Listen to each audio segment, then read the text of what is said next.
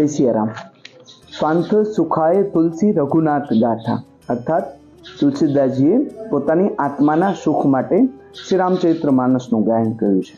તો મને એક જૂની વાત યાદ આવી કે જ્યારે મારો જન્મ નહોતો થયો, આજથી 60-70 વર્ષ પહેલાં મારા દાદા વાલદાસ ભગવાનદાસ જામનગરના જામસેર રાજા હતા ને, એમને ત્યાં ભજન ગાવા જતા અને રાજા ખૂબ જ ખુશ થતા। તો રાજા મારા દાદાને એમ કહેતા કે માંગુ શું જોઈએ છે? તો મારા દાદા એમ કહેતા કે ના, કશું નથી જોતું। તો એનો અર્થ શું થાય છે?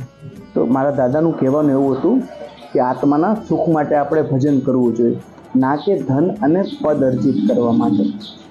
અને રામાયણ, વેદ, ગીતા, પુરાણ આ બધું પણ આપણે આત્માના સુખ, પોતાનો પણ આત્મા સુખી થાય અને બીજાનો પણ આત્મા સુખી થાય એના માટે આપણે ગાવું જોઈએ, ના કે ધન અને પદ અર્જિત કરવા માટે। મારું આવું માનવાનું છે। જય શ્રી